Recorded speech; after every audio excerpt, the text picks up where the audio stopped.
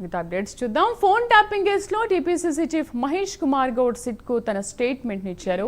CM Revanth రెడ్డితో పాటు తన ఫోన్ కూడా ట్యాప్ చేసి తమ మూమెంట్స్ ను ఎప్పటికప్పుడు పర్యవేక్షించారని మహేష్ కుమార్ గౌడ్ అన్నారు. ఇదే ఫిర్యాదును గతంలో చేశారు, ఇవాళ వాస్తవాలు బయటకొచ్చాయని తెలిపారు. చట్టానికి వ్యతిరేకంగా అనేక మంది ఫోన్లు ట్యాప్ చేశారని, ప్రజాస్వామ్యంలో రాజకీయ నేతల ఫోన్లు ట్యాప్ చేయడం హేయమైన చర్య అని మండిపడ్డారు. ఇలాంటి చర్యకు పాల్పడ్డ గత సీఎం కేటీఆర్ ప్రజాస్వామ్యాన్ని అవహేళన చేశారని మహేష్ కుమార్ గౌడ్ మండిపడ్డారు. మేము ఇవాళ అర్థమవుతోంది 2018లో మేము ఓడిపోవడం కారణం కూడా మా నాయకుల ఫోన్లను ట్యాపింగ్లో ఉండడం, ఎప్పటికప్పుడు వారి మూమెంట్ ట్రాక్ చేయడం వల్లే ఓడిపోయామనిపిస్తూ ఉంది. 2022 నుంచి సీనియర్ కాంగ్రెస్ నాయకుల ఫోన్లను కూడా ట్యాపింగ్లో ఉన్నాయి. ఇవాళ సిట్ అధికారులు చూపించిన లిస్టులో దాదాపు 650 మంది సీనియర్ కాంగ్రెస్ నాయకుల యొక్క ఫోన్లు ట్యాపింగ్లో ఉన్నాయి.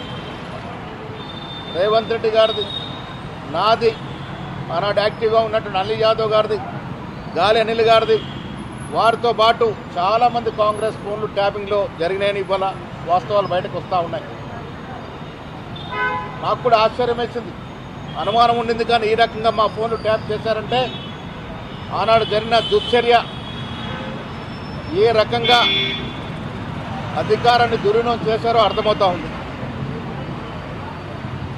ప్రజాస్వామ్యంలో అధికారులు నిక్కచ్చిగా పనిచేసిన సందర్భంలో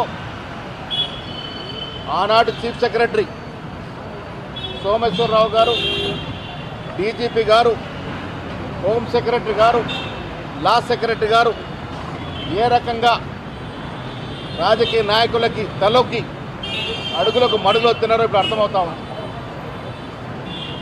టెలిగ్రాఫ్ యాక్ట్ ప్రకారము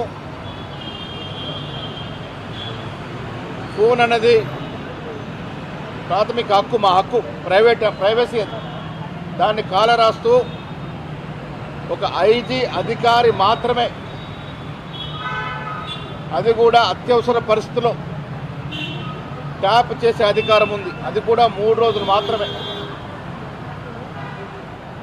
కానీ ఇక్కడ విచిత్రం ఏంటంటే రిటైర్ అయినటువంటి ప్రభాకర్ రావు, ఏ హోదా లేనటువంటి ఒక రిటైర్డ్ అధికారిని దేశ చరిత్రలో ఎక్కడ లేని విధంగా ఇంటెలిజెన్స్ చీఫ్గా పెట్టి ఇలాంటి దుశ్చర్యకు పాల్పడడం అనేది సిగ్గుచేటని విషయం.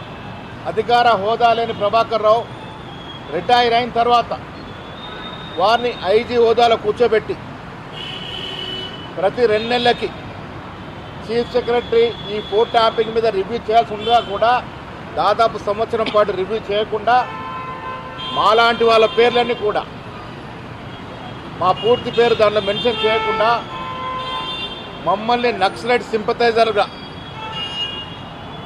ఈ రాష్ట్రంలో నక్సలైట్స్కి సింపథైజర్లుగా ఉన్నారని నెపంతో మా ఫోన్లు ట్యాప్ చేశారంటే ఎంత దౌర్భాగ్యమైన పరిస్థితితో రాష్ట్ర ప్రజలు అర్థం చేసుకోవాలి.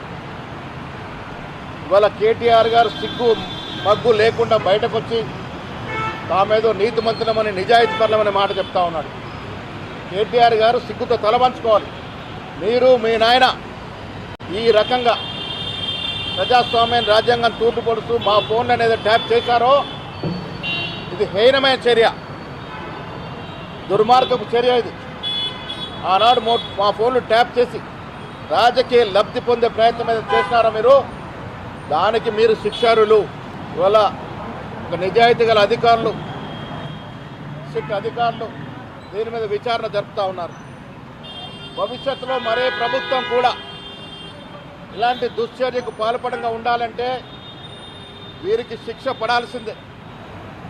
ఆనాడు అధికారులు, ముఖ్యమంత్రి, మంత్రులు, ఈ అధికారులు ఐపీఎస్, ఐఏఎస్ అధికారులు ఉండి ఇంత దిగజారుడు పనిగట్టినటువంటి ఆ అధికారులందరూ కూడా శిక్ష పడాలి.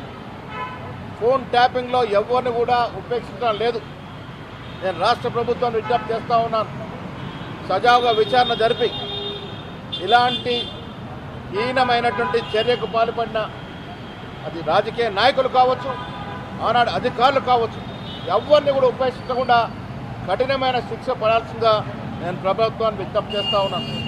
భారతదేశ చరిత్రలో ప్రజాస్వామ్యబద్ధంగా ఎన్నికైన ఏ ప్రభుత్వం కూడా ఇలాంటి సాహసం మళ్ళీ చేయకూడదంటే వీరికి పనిష్మెంట్ ఉండాలి. నాకు తెలిసి దేశ చరిత్రలో ఇంత హీనమైనటువంటి చర్య, ఇంతమంది ఫోన్లు ట్యాపింగ్ చేయడం అనేది ప్రథమం కావచ్చు. ఇదొక ప్రత్యేక కేసు ఈ దేశంలో. అందుకే సుప్రీంకోర్టు కానీ ఇక్కడ కోర్టు కానీ దీన్ని తీవ్రంగా పరిగణించి దీంట్లో పాలు పంచుకున్నటువంటి అధికారులు, రాజకీయ నాయకులందరికీ కూడా తీవ్రంగా శిక్షించాల్సింది కోరుతా ఉన్నాను. ట్యాపింగ్లో కొంతమంది న్యాయమూర్తులు అంటే వారి అవసరాల కోసము ఆనాడు కేటీఆర్ వారి రాజకీయ అవసరాల కోసము రాజకీయ నాయకుల ఫోన్లు ట్యాప్ చేశారు, కొంతమంది జడ్జిల ఫోన్లు ట్యాప్ చేశారు, కొంతమంది విలేకరుల ఫోన్ ట్యాప్ చేశారు, కొంతమంది వారి హయాంలో పనిచేసిన అధికారుల ఫోన్లు కూడా ట్యాప్ చేయడం అంటే నియమ చర్య. మాతో పాటు కొంతమంది బీజేపీ ఆనాడు టీడీపీ నాయకులు కూడా ఫోన్లు ట్యాప్ చేశారు. బీఆర్ఎస్ ప్రభుత్వం వారి అవసరానికి అనుగుణంగా ఈ ఫోన్ ట్యాపింగ్ని వాడుకుంది. వారి రాజకీయ మనుగడ కోసం, మా మూమెంట్ని ట్రాక్ చేయడం కొరకు, మా పార్టీని నాశనం చేయడం కొరకు ఈ ట్యాపింగ్ వాడుకున్నారు. కాబట్టి వారికి తీవ్రంగా శిక్ష పడాల్సిందే. మేము కాంగ్రెస్ ఎక్కడెక్కడ ఓడిపోయామో ఈ ఫోన్ ట్యాపింగ్ వల్ల చాలా చోట్ల మాకు నష్టం జరిగింది. మా మూమెంట్లు పసిగట్టగలిగినారు, మా యాక్టివిటీని ట్రేస్ చేయగలిగినారు. దానివల్లే కొన్ని చోట్ల మేము ఓడిపోగలిగినాం. ఇది చాలా తీవ్రమైన నేరం. ఇది అందరికి కూడా శిక్ష పడాల్సిందే.